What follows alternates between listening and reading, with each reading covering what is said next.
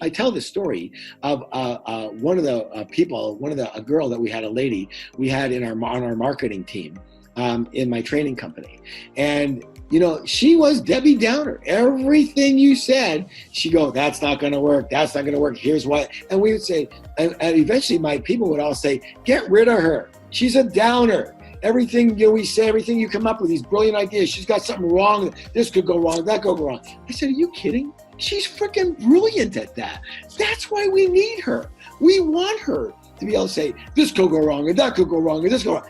And then what we do, put them on the whiteboard, put them on the flip chart, and cover them one by one. Go, that could go wrong. Good idea. That's a good possibility. What do we do to offset that? Well, we'll need to do this or that. Or maybe we shouldn't grow that quickly right away. Maybe we should do this instead. Maybe we should start small and start here. Very good. Thank you for bringing that up. So take your doubts, and instead of stop signs, they're just alerts that say, hey, be careful. This could happen. That could happen. Write them down. Put them down, and then logically, intelligently go through every one of its objections.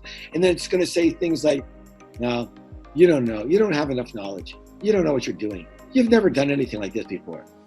Thank you for sharing. So what am I going to do? I'm going to get more knowledge. That's great. I'm going to take a course. I'm going to read up on this. I'm going to take, read stuff on this. I'm going to talk to people. I might get a partner. I might, whatever it is, I'm going to get more knowledge. You don't have the experience. Okay, I'm going to start. When I start, I'm going to have more experience, right? So I have other experiences that I can bring to this.